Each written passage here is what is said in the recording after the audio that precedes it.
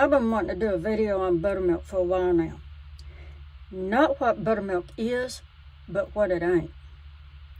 Real buttermilk comes from the water that we use to wash our butter with after we make it. You know, you churn the cream and then you get butter, and then you wash it real well until the water runs clear, and then you take that water and set it out in a cool space overnight and let it trap the wild yeast in the air.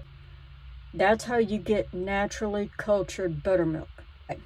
What you have in the stores is this, and it's being sold as buttermilk, but it ain't real buttermilk. I'm gonna read the label for y'all, and you're gonna be shocked.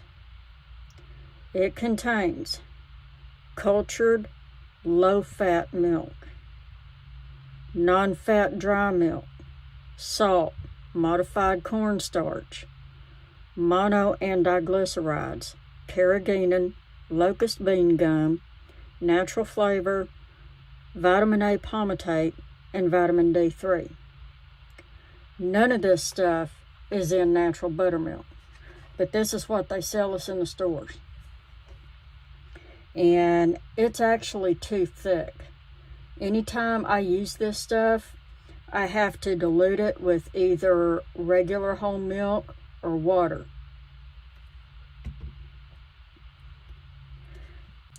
This is a dry powdered buttermilk, and I keep this in my refrigerator at all times because I might buy buttermilk and not use it all before it goes bad, and this stuff isn't going to go bad as long as you keep it in the fridge.